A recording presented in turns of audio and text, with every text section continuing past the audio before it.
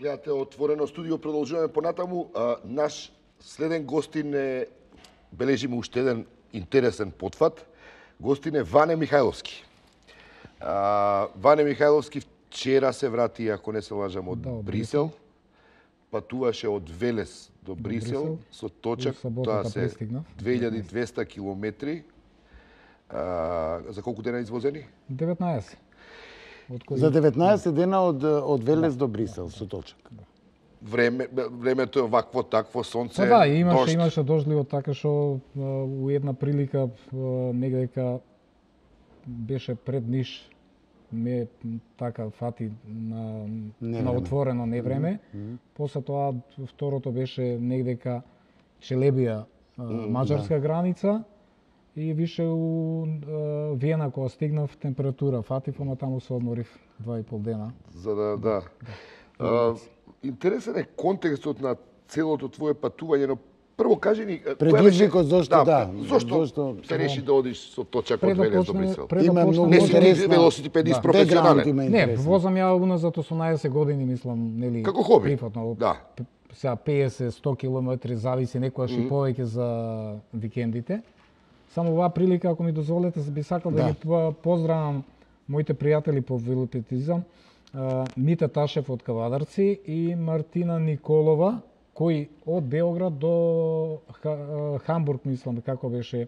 Те пратеа? Не помогнаа, него они предходно беа. На четврти се вратеа, 1900 километри извозеа, така што и тој е добар подвиг и ги поздравувам. И Коста Тахов и Дејан, кои извезеа од Велес до Истанбул и назад. Која беше целта, предизвикот? Како се реши да трнеш Има од една Велес кон интересна сторија. Па треба да почнеме од почеток. Да, од почеток. Еве, За да знаат гледачите да. зошто токму се решивте на крај и до Брисел. На 28 ноември имав мозочен удар. Да. 28 ноември минатата година. Кој не беше ни лесен ни тежок, али благодарение без последици беше. Благодарение на тој мозочен удар за месец и пол се откри рак, дека карцином на дебело црево, напредна фаза, 7,5 сантима. Му благодарам, оваа прилика сакам да се заблагодарам на Васил Василевски од Систина, професорот, и на Арсенков од градска болница Скопје. Он ме оперираше, онколог од Билјана, кој мислам да не беа они, може и немаше да бидам вако. Да. Значи, сето тоа, сите тие премрежија што ги поминав, после негдека 2,5-3 месеца, ми се роди една идеја, пошто сум член на Борка, иако не знаев дека носам карцином уназад 10 години. Удруженијето за борба против рак, да. Им помагав едноставно, се бавам со фотографија, не барав надокнада, пребидејќи мислам заслужуваат внимание тие лица. На еден начин им помагав, а ете животот што се вика не знаеме што носи, покасно се испостави да и јас самиот го носам тој таа опака болест. Само едно ќе кажам, значи до сите оние што се болни од рак, кога ќе слушнат рак, немојте да го слушате зборот смрт. По мене знам дека право кога ќе ти речат рак и она мислиш дека тоа смрт и дека е крај. Туку треба борба, треба психички да бидеш јак, да се бориш, не ми е ништо, ќе победам. И ова возењето точак е демонстрација на таа волја за живот и победа на животот врз смртта на известен начин. Да, читајќи литература на интернет, нели кога ќе се соочиме со таква болест, бараме нешто претежно на форуми што викаат од паталци да прочиташ, а и со консултации на доктори, значи треба да бидеш физички активен. Повеќе потење, пребидејќи преку потењето изфрламе киселоста во организмот, а со самата киселост карциномот се храни. И што повеќе престои у природа на кислород. Значи кислородот не му делува добро. И сето тоа ми даде еден повод да направам еден ваков подвиг, ама не ми беше... Ване, колку после операцијата ти се искачи на Солунска глава? Првен се искачи... Па прво на Бреза беше, па на Солунска. Тоа на Бреза беше после негдека 20 дена. А докторите рекоа не физичка активност? Да. Мирувај. Ден денеска носам појас, појасот ќе го носам една година, за мирување тоа што ми рекоа, нека извинат, не ги слушам, мислам дека испадна по право. Во право. И они ми рекоа чим ти е добро, вика, али сепак внимавај. Добро, секој организам е индивидуален, да. И со пријателите некој од Велес што имаме возено тури, баш не, воземе кратки некој до извор така. И цело време додека воземе, вика, не запиња, вика, не вози равно со нас, ќе те почекаме, не, викам, се осеќам добро, викам, и ќе возам. Да. И мислам дека сето тоа, благодарение на таа физичка активност, денес може би сум присутен овдека. Да легнев в креветот, сами знаеме дека човекот го влече. И сега да се вратиме на Брисел, зошто Брисел? Со целава Па да, приказката ми беше, значи, тлееше негдека 4 месеца, пред 4 месеца ми беше родено тоа, да извозам за борките. И откако бидна, нели, ова со референдумот, реков зошто не да биде за борките и за Европска Македонија. Пребидејќи Велес на еден начин сакаме да признаеме или не у срцето на Македонија, а Брисел е по срцето на Европа, така? Да, да. И така го насловив овој проект. Требаше да возиме четворица, ама едниот откажа. Ова што го гледаме сега се снимките. Да, тоа е пред Брисел. Од Брисел, кога пристигаш во Од Брисел. дома имавте подршка да го правите овој потфат Па или сопругата познавајќи ме добро и керката, знаат дека не можат да те да кога ќе речам нешто, нели го правам. докторите не ги консултиравте? Не, се консултирав, напротив се консултирав, бев на прегледи, ги извршија сите прегледи, па тргнав. Значи, нели, колку нели да бидеме храбри, сепак треба да се подвргнеме да видиме дали сепак е тоа сериозен потфат во смисла на физичка активност. Му го заборев името Арсов докторов од Велес што ме припремаше прегледите. Напоредно ја секој ден возам тошак, мислам тоа го знаат и велешани, а последните 2 месеци имав, значи, припрема. Возев са бајле поручек и навечер, вечерни вожи. Мислам, тоа може да се види многу убаво и по Фейсбук и сите тие тури што ги прават навечер ги поставив, да. Не, претходно, пред да тргнам на ова, значи возев така релација кај што е повише горница, а додека овдека од Белоград кој ќе земиш до над Франкфурт е цела рамница.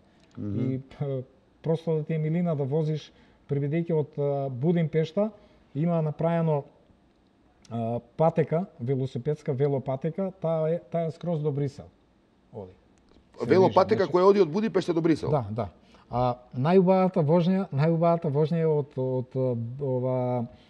од Будимпешта до Виена, уствари до Франкфурт, ама цело време одиш покрај Дунав. А покрај Дунав е конакеј. Од режија може да пуштат, имаат едно видео кратко така да ги видат патеките.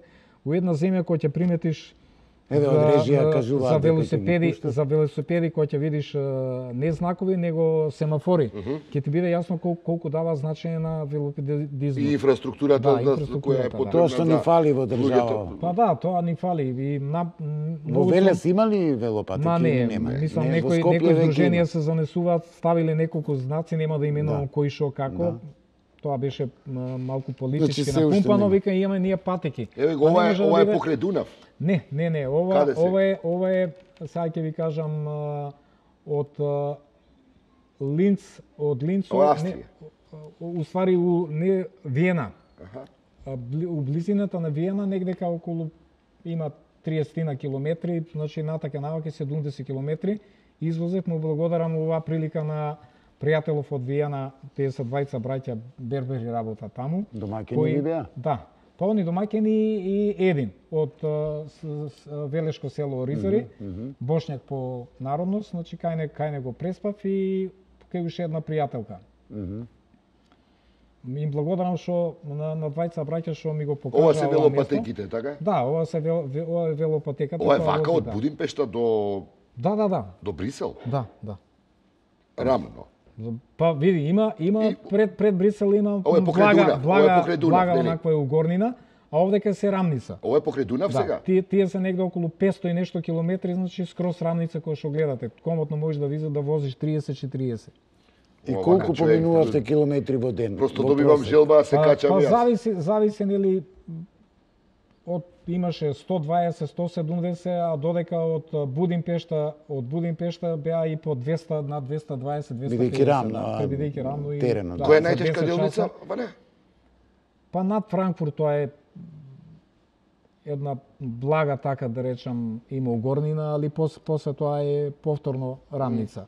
Да, не, знам дека но чисто таму има некоја Нимбер, така мислам дека беше за почињаат тука тоа шумите, благи ридови, не можам да ги речам планини.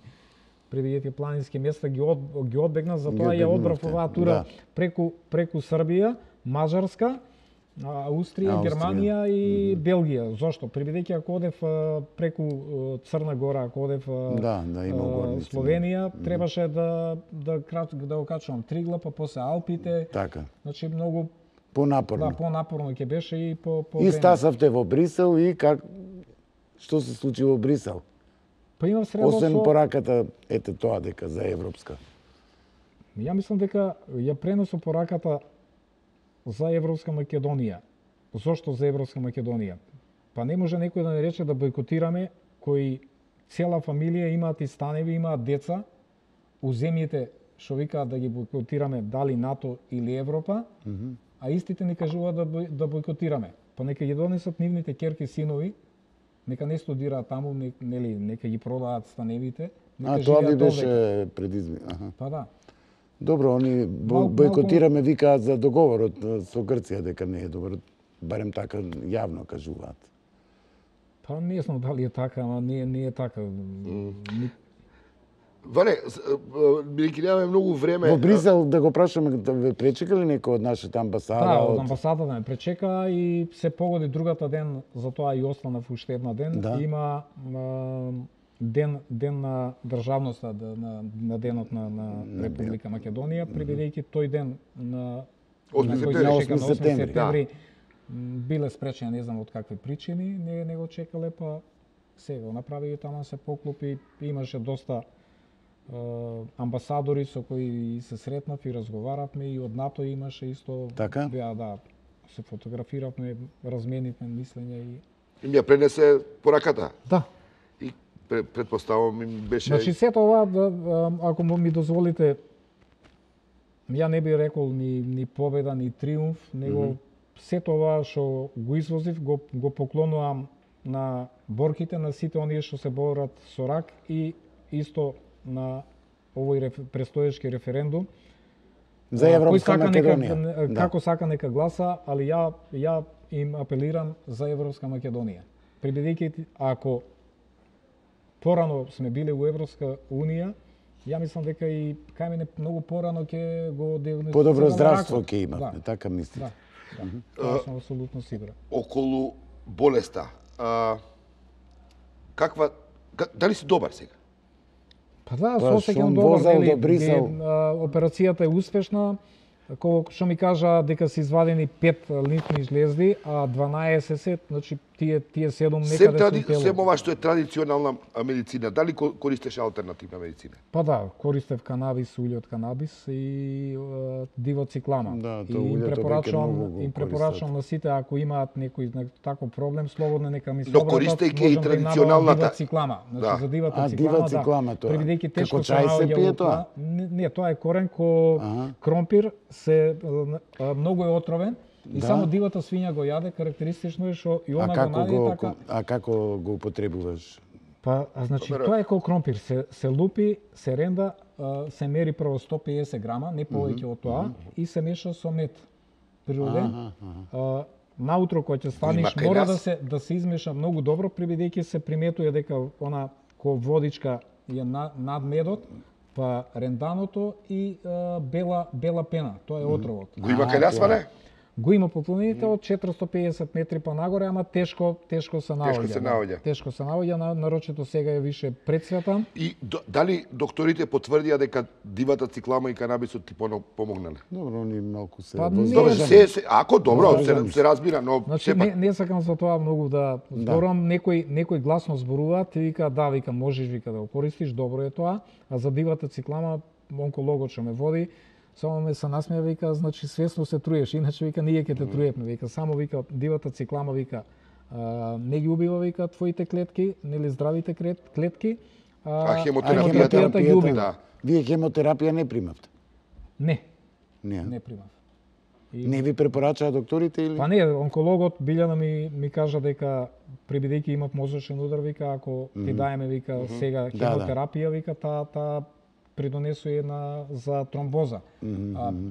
Тромб може да се откачи, да. Значи не е добро. Да.